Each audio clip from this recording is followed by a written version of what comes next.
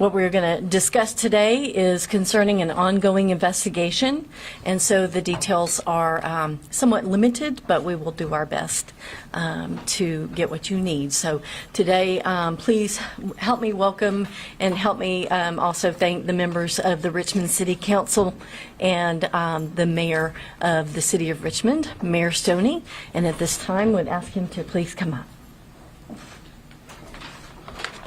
Thank you, Tracy, and good afternoon, everyone. I want to begin by first thanking the Richmond Police Department and their partners as well.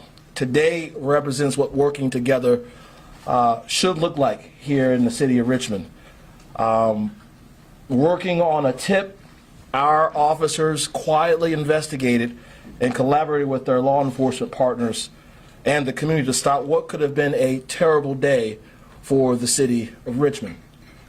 As we continue to live through an era, an age of mass shootings, and all around our country, no community is immune. And this reminds us that this does not have to be our narrative in Richmond or anywhere else throughout this country. We've seen the proliferations of weapons of war being used on our civilian population throughout this country. We've seen it in Uvalde, we saw it in Buffalo, and unfortunately we saw this past 4th of July in Highland Park, Illinois.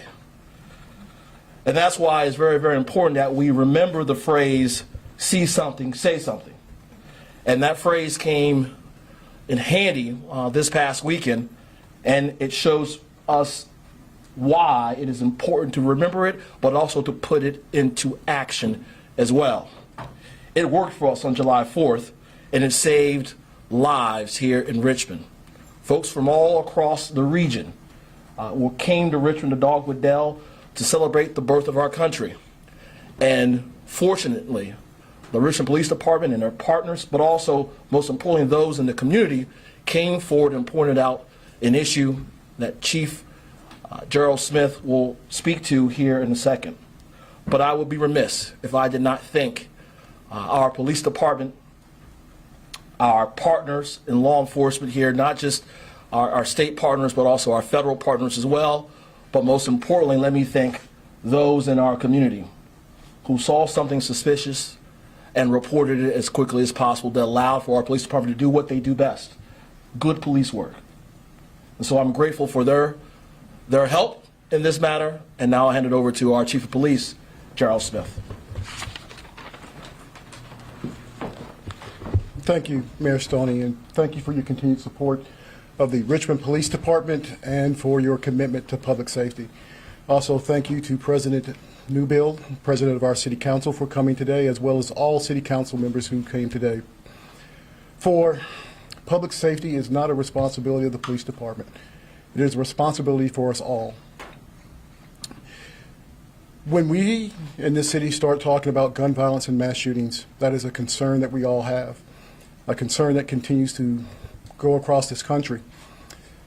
Many of us believe that, or there are some of us who believe that we can go about our day to day and that this doesn't affect us, that we can go about living, working, playing, shopping, and worshiping, and that these things do not affect us. Then there are those who actually make a choice, a cognizant choice to actually be part of the solution and actually do something as simple as pick up the phone and give us a call. This is what happened here in the city of Richmond, Virginia, where a subject who I am referring to as a hero citizen picked up the phone, overheard a conversation that there was a mass shooting being planned here in the Richmond of Virginia at our 4th of July celebration at the Dale. That citizen picked up the phone and called our brave men and women at the 2nd Precinct.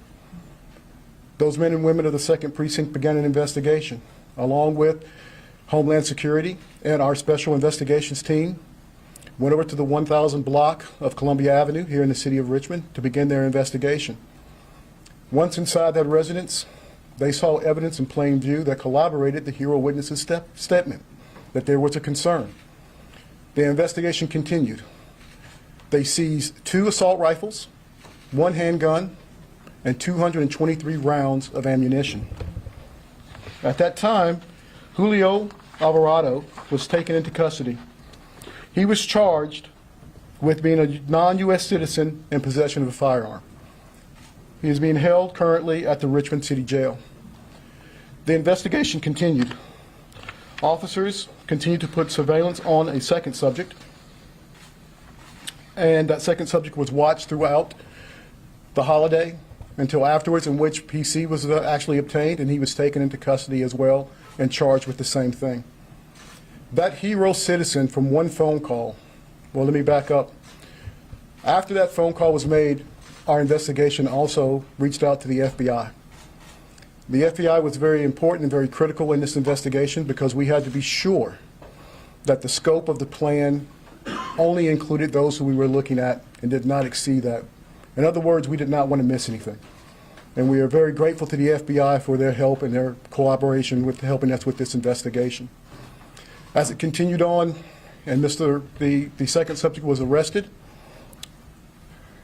Mr. Bala Carcel, I hope I'm not pronouncing that correct, was also arrested and charged with the same thing of being a non-U.S. citizen in possession of a firearm. The success of this particular investigation can only be juxtaposed against the horrors in which the rest of the country has seen. There is no telling how many lives this hero citizen made. I mean, how many lives this hero citizen saved from one phone call. And that's why I'm so proud to have our elected officials standing behind us right now, because they know it's important that public safety is a responsibility of us all. One phone call saved numerous lives on the 4th of July.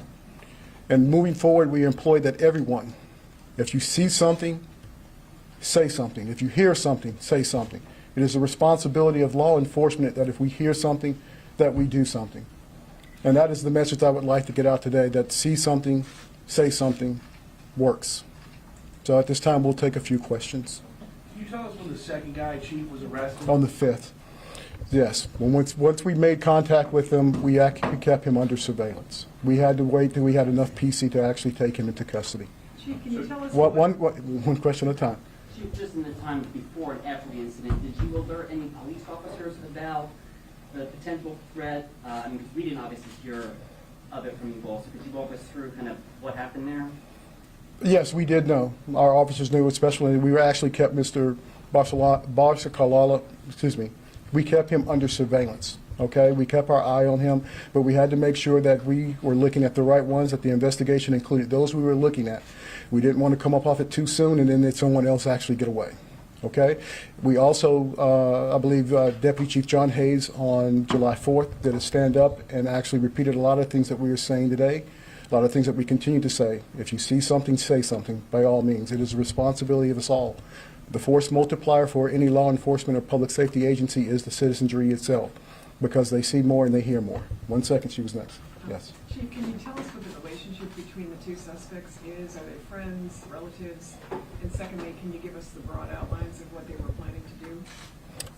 The broad outlines is they were planning to actually shoot up our 4th of July celebration, okay? We know what their intent is, but we don't have their motive. We do know that they lived at the same location, so we consider that for sure that they were roommates, okay? Hang on 1 second, I saw to your hand. Chief, I got you. help explain here, again, the second suspect wasn't arrested until after the Correct. the alleged offense. Can you Correct. explain, was PC. there We didn't arrest? have the PC. We did not have probable cause to arrest him at that time, so we kept him under surveillance. Would it, I guess if he did, attempt to make these actions, officers would have been prepared to move in? Or did you think he did not have the means after receiving the weapons on the first? No, if he were to try any act of violence, our officers would have acted swiftly and beforehand. We were watching him very, very closely. Okay, so, yeah. I hope I'm answering your question. I'm not trying to sound evasive, but yeah, if the officers saw him making any violence moves, they would have acted very swiftly. You know, 1 second, he was next. Chief, were these guys known to the Richmond Police Department? Were there any encounters of your officers with these guys before this tip came in? No, no, sir, no. Then then John. can you tell us any more about the plot itself? Did they have any particular grudge against a certain group of people? Was it a random attack to get back at? Don't know. We know their intent. Their intent was to conduct a mass shooting at our 4th of July celebration. We do not know what their motive was as to why. Chief, John. the history of these suspects, I've been told from sources that one of them at least has been deported several times. Can you comment on that and how frustrating it is for to have some guy come in time after time again, and this is the outcome? It can be frustrating when things like that occur, that people who shouldn't actually be, who are criminals, actually continue to be able to do those type of things. It can be frustrating. But it is very, very encouraging to me when I know that our police officers, especially here at the Richmond Police Department, will continue to do their part. Okay? If they actually do something that actually violates the law, then they'll be held accountable from our perspective and not part of the law itself. Yes, sir. Do you anticipate further charges? I mean, obviously, we just got the non-citizen in possession of a firearm right now, but it's tough to charge something that didn't happen. But how do you anticipate bringing further charges? If there are any other charges, we will make them. We'll go wherever the investigation continues to lead us. You, yeah. What, No, yes, sir. Go ahead. could you elaborate a little bit more on the tip that came in? You know, it was a conversation overheard. Could you talk about where it was? I mean, was it, you know, any other details you could provide around that tip that came in? It came from a hero. It came from someone who did the right thing. It came from a hero. And that person, we owe several lives to that one person. And that's what I can say right now. They're a hero. Yes, ma'am. You said the hero overheard a conversation. Was he in a crowd somewhere where he overheard a conversation, or was it a friend of his he heard talking, or can you say anything about how he overheard this? Nope, don't know how he heard it, but he heard it, and he did the right thing with the information. He put it into the hands of law enforcement, and we are so thankful for him, and numerous families and friends and loved ones are as well. Can you tell us what country these men are from? I cannot right now because I don't remember, but I do think it is somewhere buried in this report that we can get that answer to you, ma'am. And apologies if you already said this, the timeline of when the tip came in to when the arrest was made, what was the timeline? July 1st. So, the same day? Same day it came in, the officers jumped right on it. Did you say July July 1st? 1st. July 1st. Yes.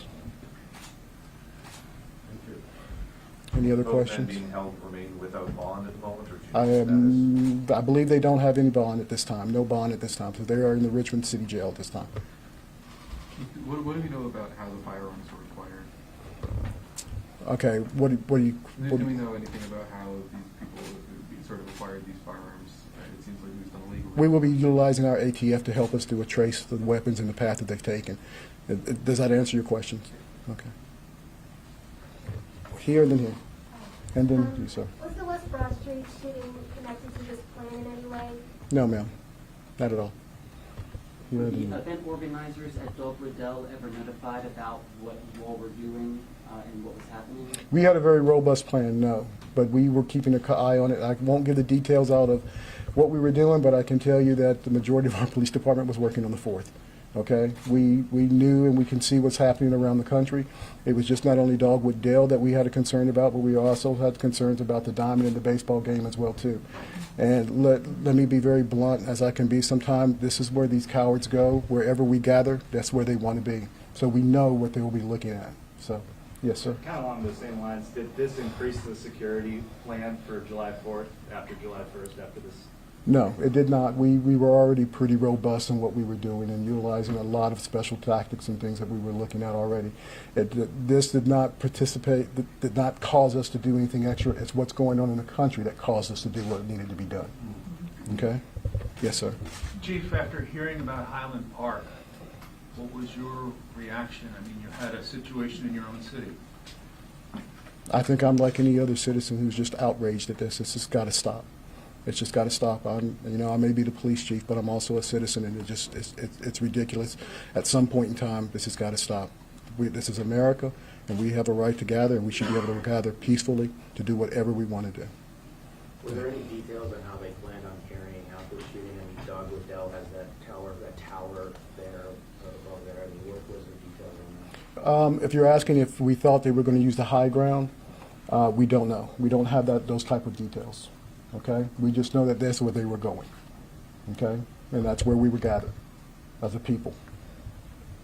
Do you know, will they be in court this afternoon, tomorrow, do you know? I do not have their court schedule, ma'am. Yes, sir. When this tip came in, obviously the department gets a lot of tips, so during your investigation, what kind of led you to believe that this was like a reliable source as far as that's concerned? Like what point in the investigation? When they called. The officer could have blown it off. The officer could have said there's no way, no how, just made a note of it and moved on. The officer at the 2nd Precinct deserves so much credit. It's a phone call. They took the time to take the notes, to take a look at it, make the phone calls, get Homeland Security, get our special investigation involved, and we did our due diligence. Chief, when you made contact on July 1st with the first suspect, did they confess? Led you to believe, okay, this is legit, we got to go in and take what we can now and seize what we got? I don't think it was the statements. I think it's what the officers saw when they walked in there. There was evidence in plain view that corroborated what our hero citizen had told us. So we knew we were on the right track there. Did they let him in the apartment? Did he let the police in the apartment, or was there a warrant? They were allowed into the apartment, yes. Yeah, no warrant. If that answers your question. There was no warrant. Yes. Can you speak to, I know obviously that the firearms there, but was there anything else that led you to believe that you were on the right path and share that they were planning? There was firearms-related material that was in plain view. But Okay. nothing about indicating Dogwood Dell other than No, the tip? no, other than the tip. Thank you. Thank you. Okay, thank you. I have a question about the retraction of tweets that happened late Friday.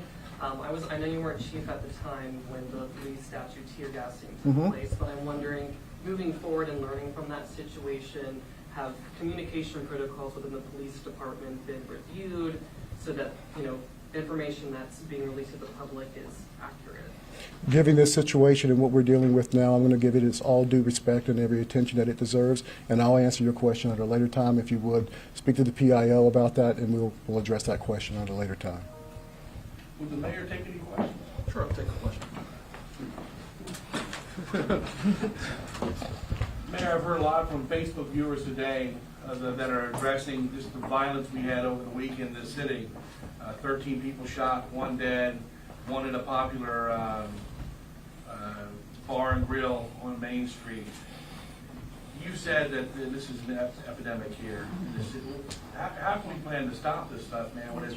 This is the second year in a row we've had record numbers for violence. Well, John, I did say it's an epidemic here in Richmond. It's been an epidemic for generations here in the city. But it's obvious now this is an epidemic all across this country at the moment. Unfortunately, because of the proliferation of these weapons of war and who can get their hands on them, whether you're at home in your cul-de-sac or in your neighborhood or in a park or at a parade, out dining, you have to keep your head on a swivel. And that's not the country that I know I desire to live in. That's not a country that anyone here on stage desires to live in. But those are the facts of the matter at this moment. And there's mayor after mayor across this country who are frustrated by the current state.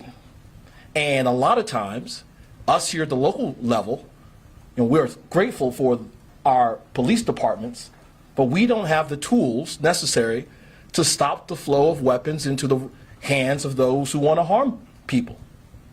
The bottom line.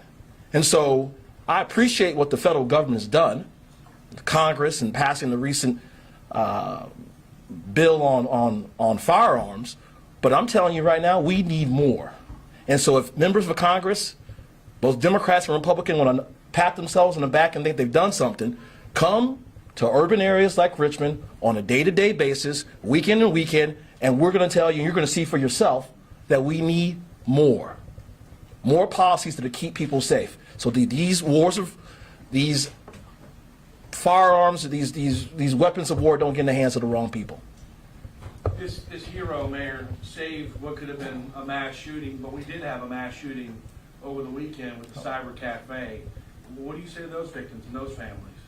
Well, first, I don't want to take away from the fact that this police department did something I think should be lauded by stopping a mass shooting that could have occurred in our city. Our department here they're first responders.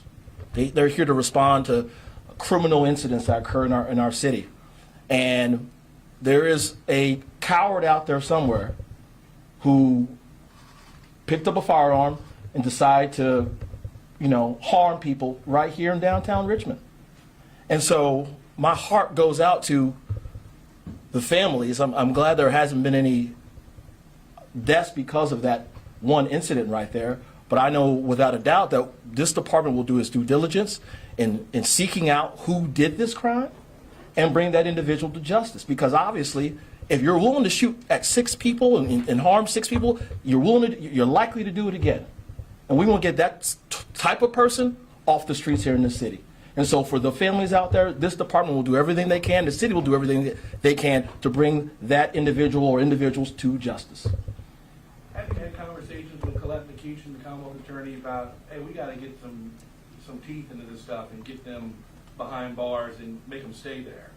You know, I've had conversations with the Commonwealth's Attorney, but I also want you to know that the Commonwealth's Attorney is just one piece of the justice system in local government. We need judges to do their part and put people, you know, make sure they stay behind bars. If you are a criminal who's willing to take someone's life or willing to harm and maim anyone, you should be behind bars a little bit longer, I think. But also, we need state and federal government to step up as well. All right, you know, unfortunately, we are the ones who, when things don't happen at the top level, at the federal government, state level, we are the front lines. We are on the front lines. Our communities are on the front lines. And so we lock them up. Then the Commonwealth Attorney does their part to put them away. But then when they're getting light sentences and they're back out on the street, that puts more into the activity log for our officers. And so we can do all the investing. We can change policies in our power that we have here locally, but we don't get any help from the judicial branch or from the state government or federal government. This is going to be a continual cycle. And unfortunately, that's been the case for generations in urban locales like Richmond. I'll take one more and then. Do you feel like the police department has enough resources to continue to prevent tragedies like this? Well, you know, I put $11 million more, not me, the members of City Council and I worked together to put $11 million more into the Richmond Police Department, right? So we can be competitive here in the region. And that's a positive, obviously. But what I hear from officers all the time is it's more than just about pay. It's about, you know, you have a quality of life in your neighborhood and at home. You also have to up the quality of life in your workplace as well. We're going to continue to focus on that. Also, we can't continue to put this all on the shoulders of police officers as well. This is about community safety. And that's why we put a lot of dollars into gun violence prevention and intervention. We got folks here with our Parks and Recreation Department who are with us today because they play a central role in preventing young people to choose a life of crime. That's why we invest major dollars, a 33% increase in public education in the city over the course of the last 5 years. They did that. Why? They know because our children, just like any children, the children living in Henrico, Chesterfield, you name it, deserve a better path than a path centered in crime, centered in wrong decisions. And so we can continue to invest into the police department, but we can't just be tough on crime and say investing in law enforcement is the only answer. We also got to be tough on the root causes of crime. I've said that daily, weekly, until I'm blue in the face. And you're getting the side from me today is that I'm frustrated because we were here to talk about what could have happened on July 4th, and yet we're talking about other things today. So I want to end by saying, let's thank our police department for the great job they did to prevent a tragedy in this city. And also take the time to thank them for the tragedies that they're preventing each and every day. That may not involve a mass shooting. It may just involve a kid getting his hand on a gun and someone calling it in. That's our community that's doing that. That's this police department that's doing that. Okay? So take the time to do that, and remember, if you see something, say something. Thank you. Thank you all. Thank you for coming today. We'll be sending a press release to you. If you did sign in and get us your email, we'll also be sending the booking photos. Thank you.